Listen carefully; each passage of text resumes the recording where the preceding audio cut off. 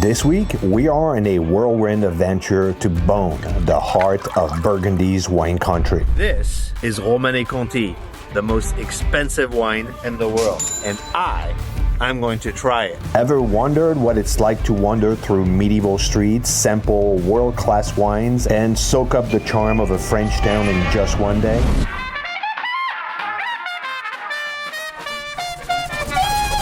Well, buckle up, because you're about to find out.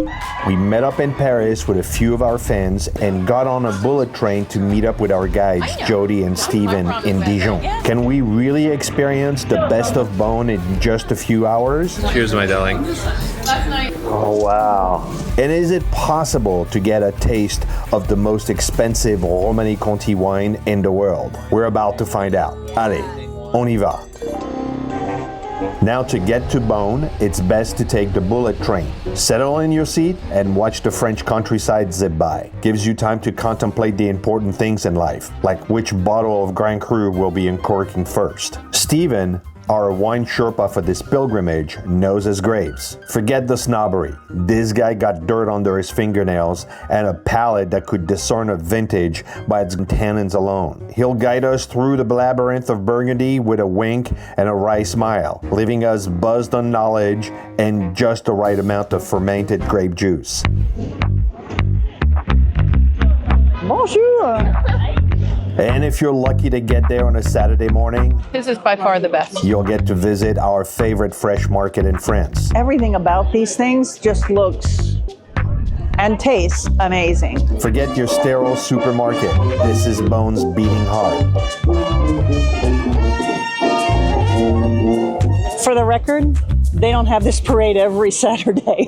Mountains of glistening olives, mouth-watering pâté en croûte, and saucisson that would make a monk break his vows. Look at these saucissons. I'm telling you, it looks like a candy store for savory stuff. Vendors hawk their wares with the practiced ease of a seasoned gambler. Their voices, a melodic hum against the backdrop of clinking glasses from the nearby cafes. Now grab yourself a loaf of bread, a hunk of cheese, and get lost in a labyrinth of stalls. This ain't no tourist trap, folks. This is where the real Burgundy people come to play. Do you eat this every day in France? No, I can't eat this every day. Just try not to blow your entire wallet on truffle before you hit the vineyards. The clinking of champagne flutes, the soft murmur of a conversation, and some dude tickling the ivories in the corner. This ain't your dive piano bar hacking through Piano Man. This is some classy stuff. Makes you feel like Gatsby, even if you just blew your travel budget on that last bubble of bubbly. But hey, we're in Burgundy. That was so cool. Austin is a piano player. He wants to go in the piano industry. He found a live piano, and we got to have a concert and a little Crémant instead of champagne. A little bubbly.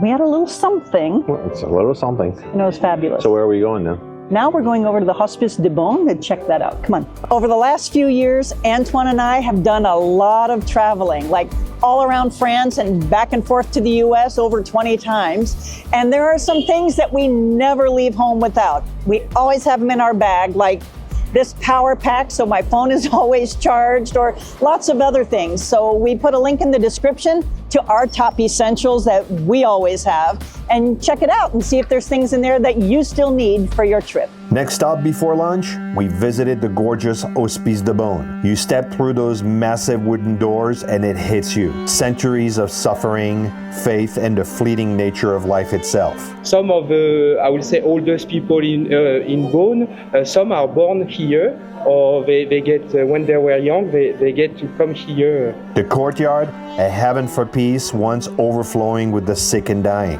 Sunlight streams through the Gothic arches, illuminating the glazed tiles of colors that have witnessed unimaginable pain. Those beds, imagine the stories they could tell. Not all of them pretty, but there is a strange beauty here, a testament to human compassion in the face of oblivion. These are the hospital beds in the Hospice de Beaune, where they're bringing dignity to the people, the poor people who can't afford medical care, health care. I mean, you can see how lovely it is. I feel like I'm in a royal chamber. You know, one of the things that he was saying is like these people were so poor they had never seen a bed. So just actually being in the bed was the part of the care that they were getting. In a bed like that? Like really, this looks like a royal thing. It does. No wonder France came up with the healthcare they did. Yeah. Makes you think, doesn't it? About what really matters. About that last bottle of Romanée Conti you've been saving. I wonder if Steven is going to get me a glass of that coveted super expensive wine. And now it's time for a lunch break. This ain't no dainty white tablecloth affair. We're talking elbows on the table, wine sloshing in our glass, and tapas after tapas of amazing stuff. We asked Steven at the end of the table, the young man back there, if we could try some Romanée Conti, and he's been telling us that it's very expensive, and unless you have $1,500, it's not going to happen. But we're going to come back. Maybe a simple salad just to pretend you give a damn about your arteries. The bone marrow croqueta. So what do you have right? Oh wow! Look at the inside. The kind of place where the waiter knows your name, or at least pretends to, and refills your glass before you can even ask. This, my friends, is what lunch in Burgundy is all about. Cheers, my darling. Fueling up for the next round of a vineyard assault. Romanée, you see it, Romanée Conti. Darling. $8 million wine. No. Such a good memory. Oh, yes. You're not filming it. I am in heaven. Oh yeah, he's filming. It's fantastic. The best Romanée Conti I've ever had. If you want to take a day trip to another part of France, you could book a ticket yourself and hop on a train.